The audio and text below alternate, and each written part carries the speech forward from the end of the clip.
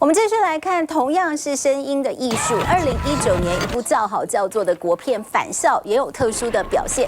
电影幕后工作当中呢，声音部分呢是现场同步录音，以及电影完成之后的后置混音。还有一个呢是大家比较少被提到的呢，就是拟音，也就是说在生活当中细微的一些脚步声啦、衣服的摩擦声音，这些通通都必须要透过后置才能做出来。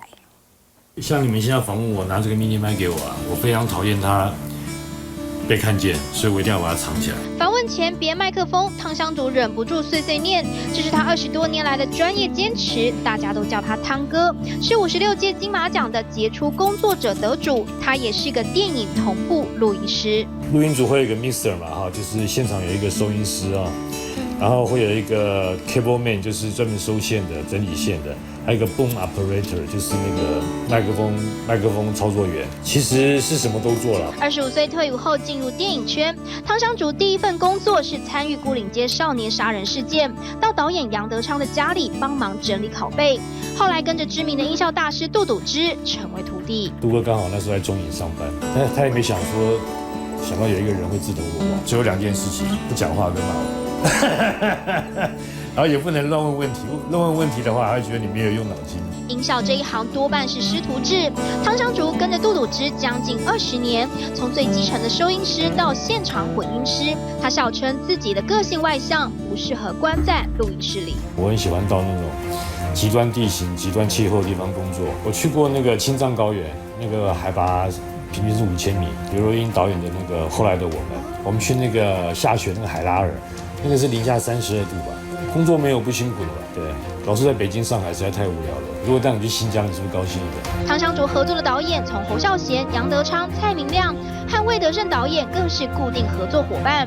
从《海角7号》到《赛德克巴莱》，还有《Kano》也参与其中，也曾经经历过国片青黄不接时期，于是到香港找寻另一条路。就接了像关锦鹏导演的，像王家卫导演的、许鞍华导演的。 然后陈可辛导演的电影，香港电影也没落了嘛。最后一个是桃姐，我觉得还蛮幸运的。汤香竹参与过上百部电影，2019年的夯片《返校》，他也是现场的同步录音师。由于电影的声音这一块是一个团队合作，但如果最后在报金马奖或者是需要去比赛的时候，竟然完全没有同步的人，这真的是一个非常非常大的错误。 现在就是来到中影，对，来到拥有将近60年历史的中影片场，录音室里展示古董级器材，还有这间杜比录音室。为什么要盖这么大呢？因为现在的戏院其实都是300-400个座位，其实很大。那我们如果是一间小小的混音室，那混出来的音场其实会跟戏院还是有一点点差异。简凤书属于国片复苏后加入的中生代工作者，台艺大电影系毕业，投入音效这一行，和细腻感性的个性很有关联。声音比较是靠耳朵，那也不一定是需要就是劳力需要被比较的这样子。那我就电影声音的组成分为演员对白、纯音效制作、Foley 拟音制作以及电影配乐。定剪之后，我们声音部门会跟导演还有配乐一起开一个看片的会议，这样慢慢看下来，我们哪边需要下哪些音效，然后那这边是不是要让给音乐，我们音效就推一点。而说起近期印象最深刻的工作经验，就属返校。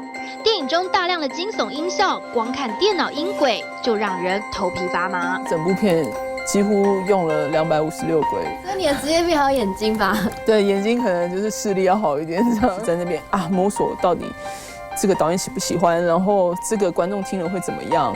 简凤书经常像这样一个人坐在诺大的录音室里孤军奋战，工作时看了电影数十次，等到电影上映还会到戏院里去看观众反应。最后字幕走出自己名字，我会觉得真的蛮感动。那个感动是在于说，对不起，我的感谢，这个没有，我真的是一个很容易哭的人，所以就。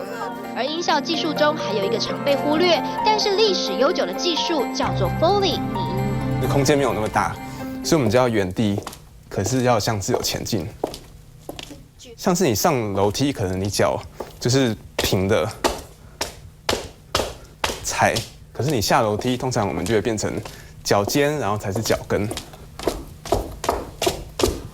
今今年才27岁的杨家胜担任拟音师仅5年，曾经跟已退休的拟音大师胡定义学习制作《返校》里的音效，给他很多脑力激荡。里面有一个女鬼叫做王良，她走路的时候，导演就有特别说，想要有肌肉和她骨骼的一些扭曲的感觉。这个是绳子的感觉，还有再叠一个芹菜，很常也会拿来做像骨折的声音，就只要把它折断。拟音大多数是制作脚步声、衣服摩擦声等日常生活帮助剧情细节的声音，但是《返校》中许多惊悚音效是这样做出来的。你只要把琴弓跟一些金属的东西来摩擦。除了琴弓，杨家胜还用上了干冰。如果你把它加上一些回音，